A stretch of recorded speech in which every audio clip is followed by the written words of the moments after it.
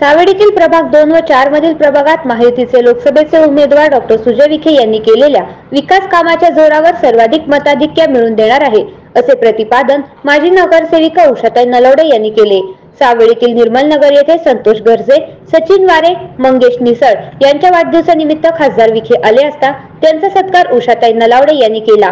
यावेळी माजी महापौर बाबासाहेब वाकळे, अभय अगरकर, महेश तवले, नितीन शेलार, संपतराव नलावडे, संगीता खरमाळे, नगरसेवक सुनील त्रिंबके, विनील पाऊटबुड्डे, रुपाली वारे, संध्या पवार, बाळासाहेब पवार, निखिल वारे आदी उपस्थित होते।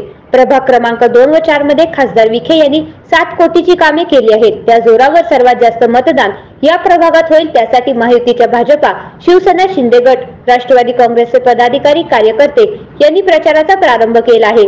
विखे यांनी वयश्री योजना, कोविड काळात केलेली मदत, शिर्डी दर्शन, राममूर्ती स्थापना कार्यक्रम आदी समाजोपयोगी कार्य त्यांनी केलेली आहे, असेही त्या म्हणाल्या।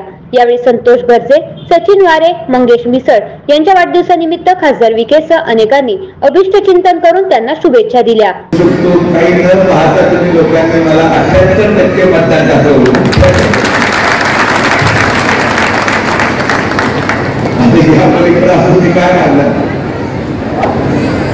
तुमच्या समोर माझं काम आहे, जे करू शकलो ते प्रामाणिकपणे केलं, नैतिकतेने केलं,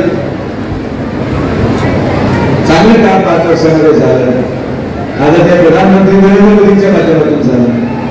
कारण मी आज भाषण करायला लोकांनी मी विचारच केला की मतं मागायचे तरी तुम्हाला हे माझं घर आहे। प्रभाग 2 ज्यांनी मला माझ्या अडचणीच्या कालावधीमध्ये काही न मागता एवढं दिलं, त्यामुळे आज जे मी तुमच्यासाठी करू शकलो त्याचं फळ तुम्ही मला द्याल। पण एक गोष्ट आवर्जून सांगतो आणि 1 मिनिटात माझं भाषण संपवतो की 2024ला देशाचा निकाल लागलेला आहे। तो निकाल बदलू शकत नाही। या देशाच्या सर्वसामान्य जनतेने ठरवलेलं आहे की 2024 चे प्रधानमंत्री हे फक्त आणि फक्त नरेंद्र मोदीच होणार, या बाबतीत कुठलीही शंका नाही।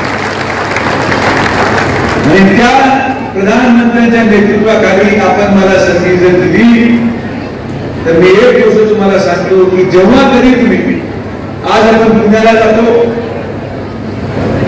आणि पुण्याला जाऊन परत संध्याकाळी येताना आपल्या घरच्यांना सांगतो की यार पुन्हा किती वाढलंय, पुन्हा किती विकसित झालंय।